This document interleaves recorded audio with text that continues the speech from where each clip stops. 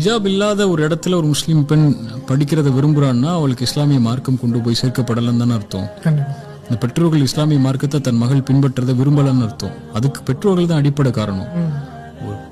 ஒரு பெற்றோர் வந்து தன் பிள்ளைய நீ ஹிஜாபோட தான் இந்த கல்வி நிறுவனத்தில் படிக்கணும்னா படிமா, இல்லாமல் வேற கல்வி நிறுவனத்தை பார்த்துக்கலாம் அப்படின்னு சொல்ற அளவுக்கு மார்க்க தெளிவு இருந்தாதான் அவங்க வந்து அந்த பிள்ளைகளை படிக்க வைப்பாங்க. அப்படி மார்க்கத்தை சமரசம் செய்து கொண்டு நான் வந்து கல்வி நிறுவனத்தில் படிக்கணுங்கிற எந்த அவசியமும் இல்லை. வேற வாய்ப்புகள் இருக்கும்போது, ஆனா வாய்ப்புகள் இருக்கும்போதும் வசதிகள் இருக்கும்போதும் அதுக்குரிய தேர்வுகள் இருக்கும்போதும் அதுக்குள்ள பாடசாலைகள் இருக்கும்போதும் ஒரு முஸ்லீம் பெண் இதை தேர்ந்தெடுக்கிறாங்கன்னு சொன்னா மார்க்க அறிவு தான் அங்க குறைவு. அதை மேம்படுத்துறதுக்குள்ள வழிகளை தான் தேர்ந்தமே தவிர அந்த மாணவிகளுக்கு ஒரு சொல்லி பிரயோஜனம் இல்லை. பெற்றோர்கள் தான் அதுக்கு அடிப்படை. ஹிஜாப்ங்கிறது எப்போ முஸ்லீம்களை பார்த்து கேட்கிறேன், ஹிஜாப்னா எப்போ? நார்மலா வயதுக்கு வந்த பிறகுன்னு சொல்லுவாங்க. சரி, ஹிஜாப் எப்பெல்லாம் கடைபிடிக்கணும்? அந்நிய ஆண்கள் முன்னாடி. எல்லாரும் கடைபிடிக்கிறாங்களா இன்னைக்கு? ஹிஜாப் ஸ்டேட்டஸ் போட்ட ஹிஜாப் எங்களுடைய உரிமைன்னு பேசின எல்லாருமே கடைபிடிக்கிறாங்களா?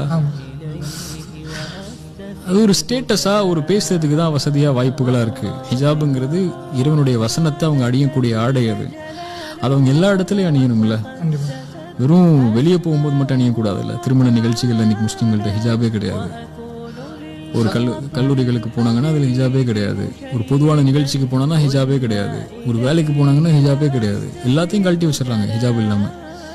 சாலையோரத்தில் குழந்தைக்கு சாப்பாடு ஓட்டும் கூட ஒரு ஒழுங்கான ஹிஜாப் மெயின்டைன் பண்ண எதுவுமே இல்லை இன்னைக்கு ஹிஜாப்ல. இல்ல மாஷா அல்லாஹ் பாதுகாத்தவங்களை தவிர பேணுதலா இருக்கக்கூடிய பல பெண்கள், முஸ்லீம் பெண்கள் இருக்கிறாங்க. ஆனா ஹிஜாப்ங்கிறது எல்லாத்துக்குமான, எல்லா நேரங்களுக்குமான ஆடையாகணும், வெளிப்படையா அந்நிய ஆண்களுக்கு முன்னாடி. அப்பதான் ஒரு சமூகம் வந்து அதை கண்ணியமா கருதுன்னு அர்த்தம். இல்ல ஸ்டேட்டஸ் வைக்கிறதுக்கும் ஃபேஸ்புக்ல ஸ்டேட்டஸ் போடுறதுக்கும் தான் அதை பாக்குது.